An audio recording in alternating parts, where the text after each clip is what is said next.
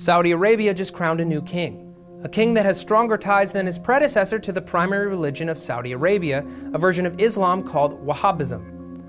ISIS also claims strong ties to Wahhabism. So what is Wahhabism and how does it affect this region? Wahhabism is a strict form of Sunni Islam named after its founder Muhammad ibn Abdul Wahhab. He preached that all Muslims should strictly adhere to the Quran's teachings.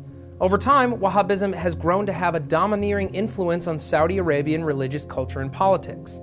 In Saudi Arabia, Wahhabism is seen as the true interpretation of Islam. They also believe that anyone who does not practice their version of Islam are heretics.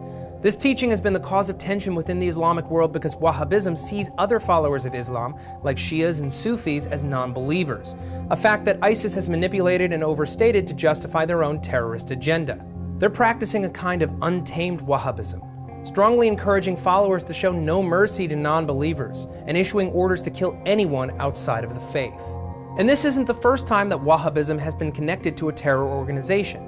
Alongside ISIS, Wahhabi teachings have also heavily influenced Al-Qaeda and the Taliban. On the surface, it may seem like terror groups are adhering to the strict practice of Islam as a part of the religious crusade that allows them to justify violent action. However, there might be another reason why Wahhabism is being embraced by groups like ISIS. Experts believe that their ulterior motive might be financial. Wahhabism has its roots in Saudi Arabia, one of the richest countries in the world. It's understood that some Saudi charities and private companies are used as a front to fund extremist Wahhabi organizations like ISIS to the tune of $100 billion over the last 30 years.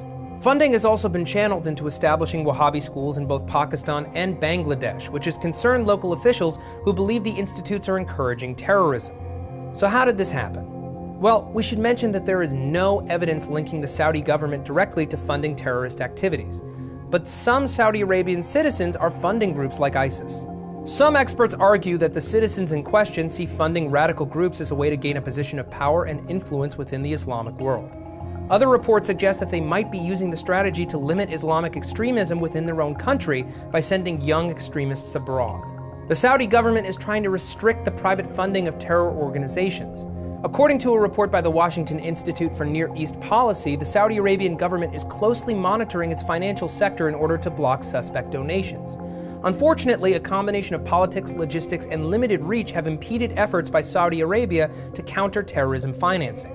Scholars in Saudi Arabia have also come forward to defend Wahhabism, saying that the teachings are not aligned with ISIS and other terror organizations. They argue that Saudi Arabia and ISIS do not share an ideology. It is thought that Saudi's new king, Salman bin Abdulaziz, is keen on working closely with US President Barack Obama to bolster their counter-terrorism strategy. To find out more about Saudi Arabia's new king, click here to watch this video. Thank you for watching TestTube Daily. We make videos every single day. Subscribe to our channel for more.